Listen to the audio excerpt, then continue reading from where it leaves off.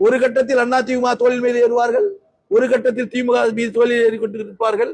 இப்போது 2 திராவிட கட்சியை விட்டுட்டு காங்கிரஸ்காரர் புது கட்சி கிட்ட போய் தோல்ல ஏற ஆரம்பிச்சிட்டாங்க. இப்போ நாங்க 47 இருக்கிறோம், அவங்க 57 இருக்காங்க. நாங்க எப்படி போய் ஆட்சி அமைக்கிறோம் அப்படின்னு சொல்ல முடியும்? எந்த வகையில சொல்ல முடியும்? இந்த வெளியில போயிருக்காங்க இல்லையா இந்த சந்தர்ப்பவாதிகள், இவங்களை காப்பாத்திக்கிறதுக்காக இது போல ஒரு புதிய ஒரு கற்பனையை உருவாக்கி சொல்லிட்டு இருக்கிறாங்க. வேற ஒண்ணும் இல்லை.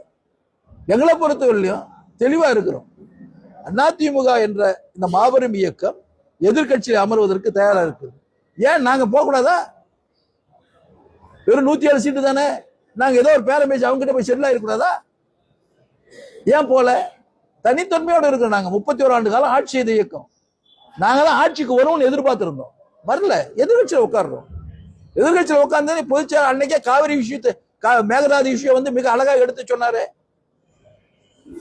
இன்னைக்கு ஆட்சிக்கு வந்த முதலமைச்சருக்கு இன்னும் அந்த எப்படி சட்டமன்றத்தில் ஒரு 110 விதியின் கீழ் ஒரு தீர்மானத்தை கொண்டு வருவதோ, முதலமைச்சர் கொண்டு வர தீர்மானத்தை எப்படி அதை கொண்டு போக வேண்டும் என்று அவருக்கு தெரியவில்லை. அவருக்கு யாரும் சொல்லிக் கொடுக்கவில்லை.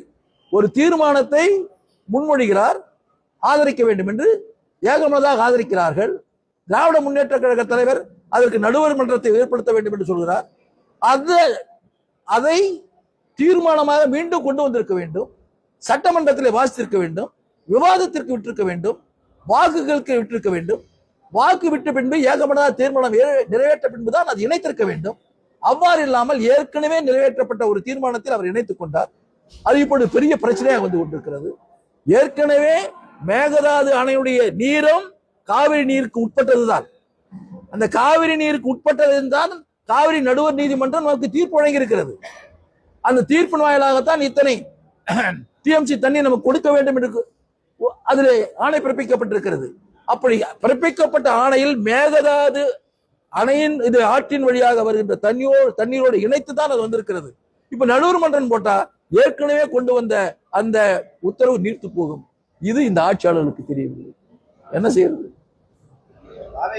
அமைச்சரவை கூட்டத்தில் அவங்களுடைய செயலாளர்கள் பங்கேற்றாங்க. அது ஒரு விமர்சனமா இந்த முதலமைச்சர் என்ன நினைச்சிட்டாருன்னா, சினிமாவே நினைச்சிட்டு இருக்காரு.